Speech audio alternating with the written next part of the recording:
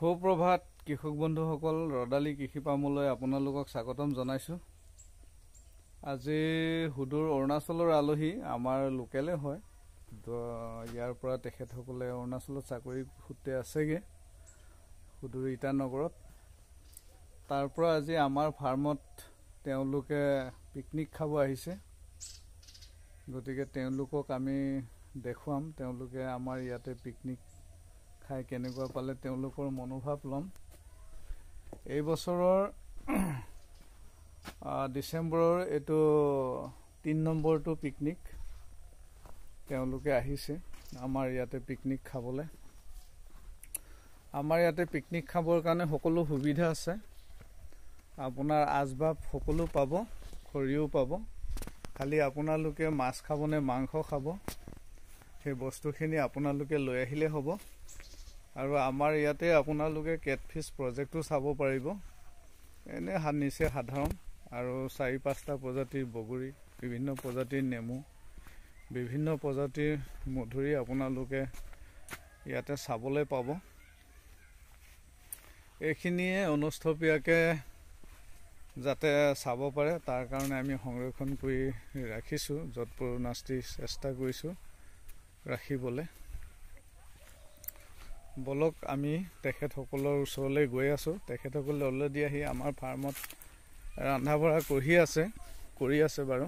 ৰন্ধা বঢ়াত আছে পিকনিক প্লেচটো।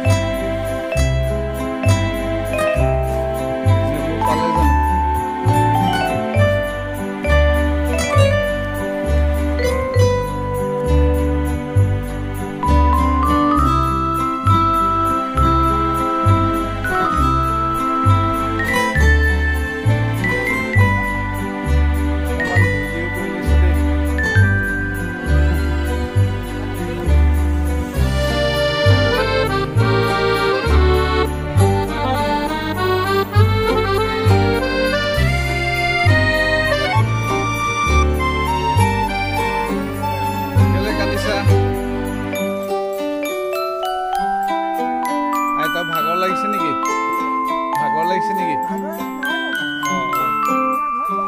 ইয়াতে এইখনে ফাৰ্মখনে মোৰ ঘৰ।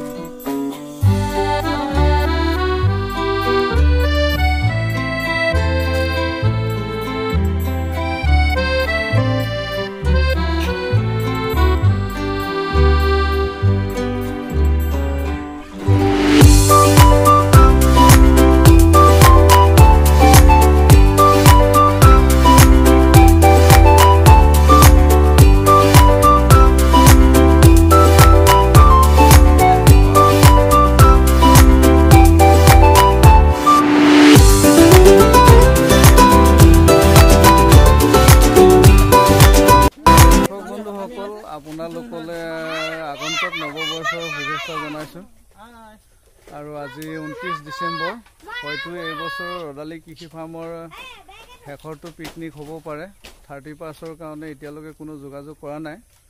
তথাপিতো তেখেতসকলে আজি আহি পেলাই আমাৰ ফাৰ্মত, কৃষি ফাৰ্মতে মানে তেওঁলোকে পিকনিক পাৰ্টি মানিলে। তেখেতসকলৰ লগত আমাৰ ওচৰৰে প্ৰতিবেশী আমগুৰি, কিন্তু কৰ্মসূত্ৰে তেখেতসকলে বিভিন্ন জাগাত থাকে, তাৰ পৰাই আহিলে। গতিকে আপোনালোকৰ মাজৰ পৰা কোনে ক'ব? আপুনি ক'ব।